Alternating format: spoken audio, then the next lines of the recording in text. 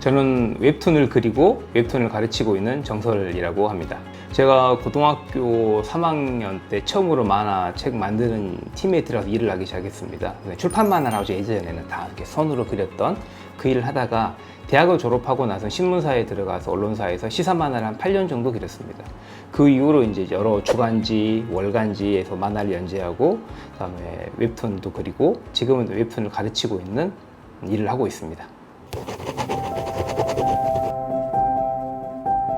제 중학교 때 꿈이 이제 웹툰 작가였습니다. 사실은 예전의 기준으로 하면 웹툰 작가가 아니라 만화 작가였겠죠. 그래서 그때 만화를 그리면서 제가 직업을 하고 싶었었는데, 제가 원하는 만화를 그려서 뭐 여러 주간지, 월간지, 일간지 연재도 하고 책도 내고요. 지금 또 제가 좋아하는 만화를 가르치면서 생활을 하고 있기 때문에 부자는 아니지만 사실 가장 힘든 것 중에 하나는 제가 하고 싶은 일을 하면서 생활을 영위하는 거잖아요. 가족을 부양한다는 게. 근데 저는 지금 제가 하고 싶은 또 제가 좋아하는 일을 하면서 가족을 부양하고 있기 때문에 직업에 대한 만족도는 매우 높습니다. 지금은 기본적인 만화를 그리는데 필요한 기본 지식들을 알려준다고 생각을 하고 있고요. 실제 입시나 실제 프로 작가가 돼서 일하는 거랑 똑같습니다. 미술의 영역 중에 다양한 영역이 있는데, 특히 만화가 갖고 있는 특징 중에 하나 뭐냐면 입시나 프로가 작업하는 거나 거의 하는 방법은, 작업하는 방법은 똑같습니다. 다른 게 있다면 입시는 주로 수작업으로 시험을 본다면 프로 작가들은 디지털로 작업한다는 것 차이만 있기 때문에 학생들이 기본에 대한 공부하는 것들은 실제 입시에 들어가서든 혹은 작가가 돼서든 다 도움이 되기 때문에 그거는 뭐 큰 문제 될 것 같지는 않습니다.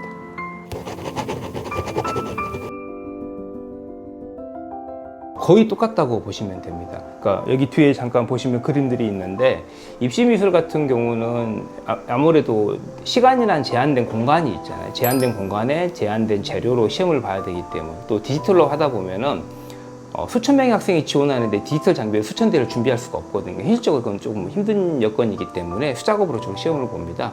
그러다 보니 그런 공간의 제한 때문에 이렇게 하는 거지만, 웹툰 같은 경우에는 이제 컴퓨터로 작업하다 보니까 공간에 대한 제한이 없거든요. 분량에 대한 제한도 없고, 그 차이 빼고는 똑같습니다. 그래서 달리기로 따지면 입시 미술은 100m 달리기라면 작가는 마라톤이라고 생각하시면 돼요. 그래서 달리는 건 똑같은데, 물론 호흡법이나 이건 좀 다르기 때문에 있지만 기본적인 달리기는 똑같다고 보시면 됩니다.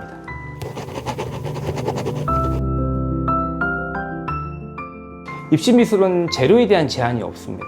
펜, 연필, 콩테, 수채화, 마카, 색연필, 모든 재료를 다 개인이 선택해서 사용할 수 있기 때문에 보통 학생들이 입시 미술을 하려고 한다 그러면 처음에 기본 재료에 대해서 한 번쯤 다 공부한 다음에 나에게 맞는 주특기라고 그러잖아요. 하나의 재료를 선정을 해서, 왜냐하면 시험 볼 때 그 모든 재료를 쓸 일은 없기 때문에, 예를 들어 연필도 써보고 펜도 써보고 색연필 써보고 다 해봤는데 나는 펜이 가장 맞다라고 하면 펜을 주 재료로 사용해서 시험을 보게 될 겁니다. 그래서 처음에는 그 모든 거를 이제 배우는 시간을 좀 갖고, 그 다음에는 내 주특기 전공을 해서 그걸 깊이 이제 공부하는 과정을 거치면 될 것 같습니다.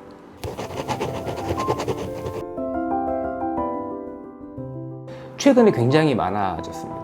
그러니까 과거에는 역사가 미대 안에, 보통 미대는 요즘에는 디자인, 회화, 만화, 애니메이션 이렇게 3개 장르로 나눠지는데, 회화나 디자인은 역사가 좀 깁니다. 그래서 전국에 대학이 많이 있었고, 근데 불과 20-30년 전만 하더라도 만화 애니메이션 전공 관련 학과가 있는 대학들이 극소수였어요. 그래서 학생들이 진학하는데 굉장히 어려움을 많이 겪었는데, 최근에는 인기가 너무 많다 보니까 전국 대학에서 굉장히 많이 생겨나서 지금은 대학 개수가 전국에 제가 얼른 대충 세봐도 50개가 넘는 것 같아요. 굉장히 많습니다. 우리 지역에도 순천대도 있고, 조선대도 있고, 호남대도 있고, 조선이공대학도 있고요. 우리 지역만 해도 한 4군데 대학에서 만화 애니메이션 학과를 운영하고 있습니다.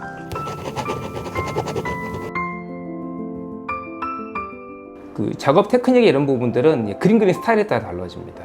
예를 들어 굉장히 귀여운 캐릭터체로 그림을 그리는 경우도 있고, 극사실체로 그리는 경우도 있고요. 또 때로는 아트체라고 해가지고 굉장히 독특한 자기만의 성향의 느낌으로 그림을 표현하는 경우도 있어요. 거기에 따라 작업하는 방법이나 작업하는 재료나 스타일이 다 달라집니다.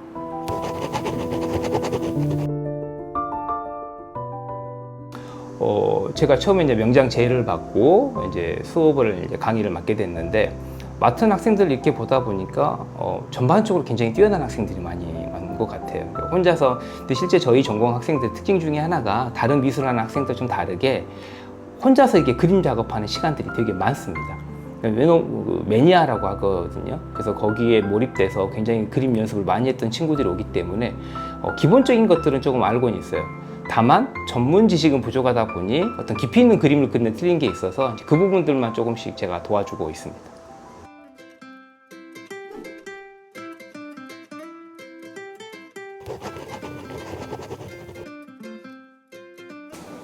이거는 고양이와 할아버지라는 그림을 따라서 그린 거고, 색칠은 마카로 빠르게 칠해서 그렸어요.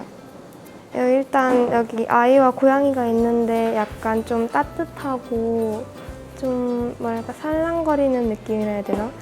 좀 그런 느낌을 주고 싶어서 여러 색깔 사용했어요. 뭔가 그림체가 어렵지는 않은데 귀여운 느낌이라서 제가 좀 좋아하는 그림체였어요.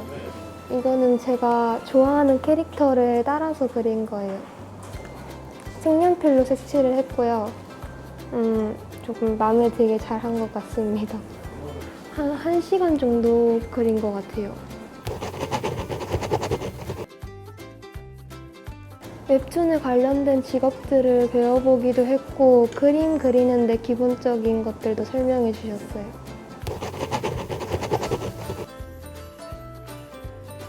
네이버나 카카오 웹툰 같은 그런 웹툰 작가 되보고 싶어요.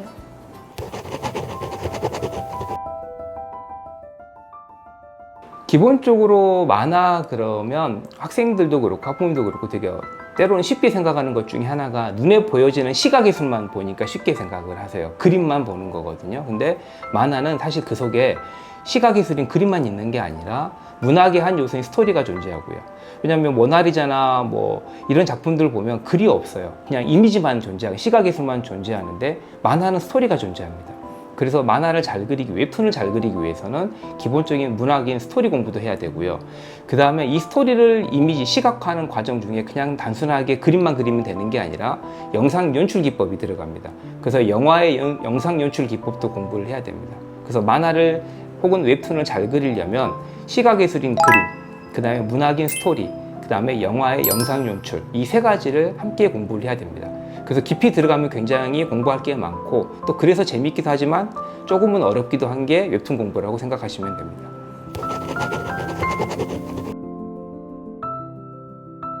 학생들은 대부분 최근에 유행하는 그림들 좋아해요.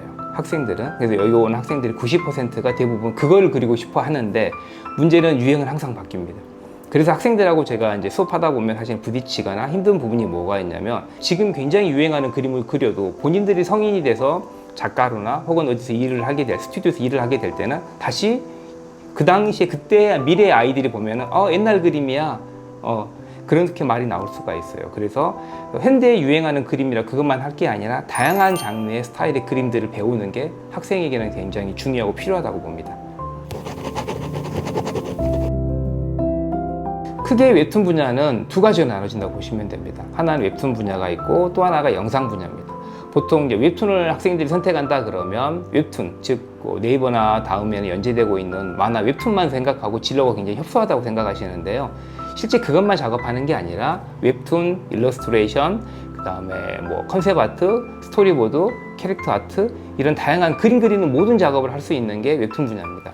이 분야가 있고, 자, 애니메이션 같은 경우에는 결국 영화에서 가져오거든요. 영화가 사실은 다 아시겠지만 1초에 24장의 사진을 보여주는 거죠. 그거를 만화가들이 보고, 과거의 만화가들이 보고 1초에 24장의 그림을 그려서 최초의 2D 애니메이션을 만들어냅니다. 결국 영화 만드는 기법을 다 공부할 수밖에 없었거든요. 그래서 만화가들이 영화 제작 기법을 공부해서 만든 게 애니메이션이고, 당연히 애니메이션 일하시는 분들은 영화 쪽에서 일이 가능한 거예요. 그래서 요즘에는 좀 더 그게 발달하다 보니까 3D 애니메이션까지 나왔고, 3D가 나오다 보니 그게 영상, 영화, 방송, 게임, 유튜버 관련된 분야까지 진출이 가능합니다. 그래서 웹툰 쪽으로 갈 건가, 그림 그리는 웹툰 쪽으로 갈 건가, 그렇지 않으면 영상 쪽으로 갈 건가에 따라서 진로는 크게 두 개로 나눠지지만 안에 들어가면 굉장히 다양한 분야들이 많고 어느 미술의 영역보다 진로의 폭이 높다고 보시면 됩니다.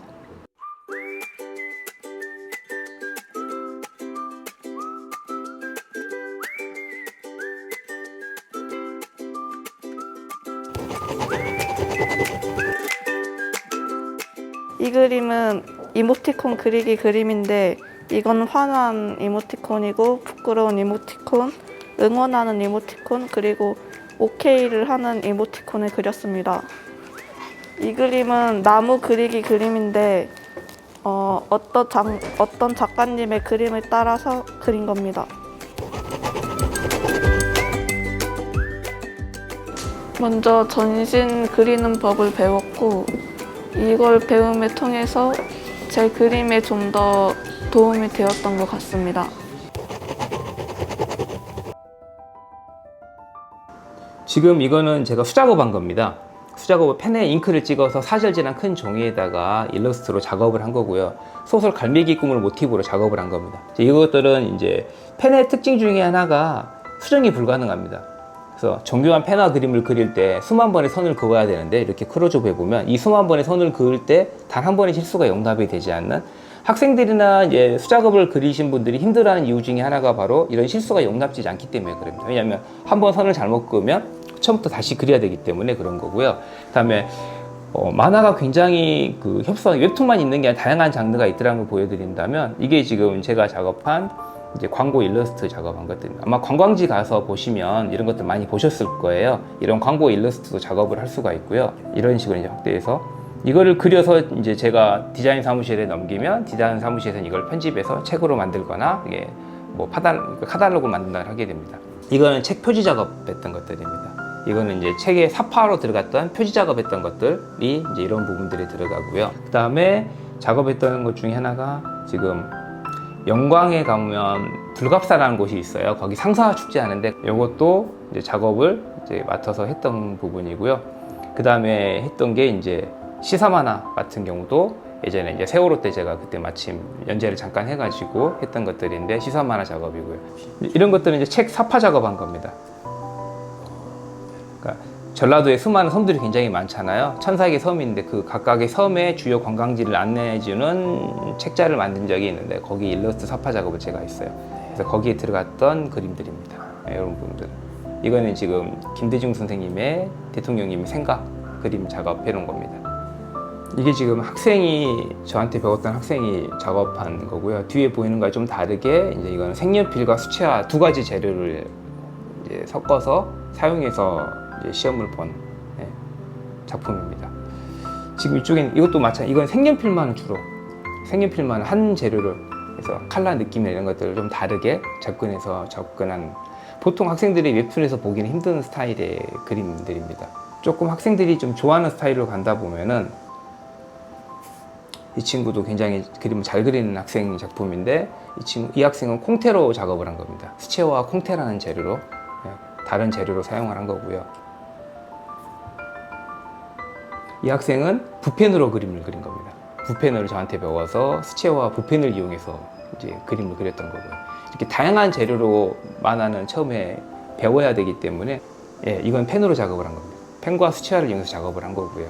그래서 뭐 콩테, 색연필, 펜, 뭐 붓펜, 또 펜의 종류에 따라 느낌이 또 달라요. 때로는 볼펜으로 그릴 수도 있고요. 펜도 뭐 0.5, 0.7, 1.0, 또 펜 만드는 회사마다 펜의 질감이 조금씩은 다릅니다. 그걸 다 써보고 자기의 손에 가장 익숙하고 가장 맞는 재료를 선택해서 공부를 해야 됩니다. 그래서 이제 기초과정에서는 아마 그림을 처음 배우는 학생들이라면 그래서 재료를 제한 두지 말고 제가 이것저것 많이 써보라 그래요. 그래서 나한테 맞는 옷, 아무리 예쁜 옷이라 해도 백화점 가서 봤어도 내가 입으면 안 예쁠 때가 있잖아요. 아무리 비싸고 좋은 옷이라 해도. 근데 어떤 옷은 쇼윈도에 걸렸을 때는 그냥 평범한데 내가 입으면 되게 예쁜 옷이 있는 것처럼 그림의 재료도 마찬가지입니다. 내가 썼을 때 가장 편하고 사용하기 좋은 재료라는 게 있어요. 근데 그거는 써봐야 합니다. 그래서 그냥 남이 좋다고 쓸 게 아니라 내가 이 재료 저 재료 다양한 재료를 많이 사용해 보고 나한테 가장 맞는 재료를 선택해서 공부하는 게 가장 좋습니다.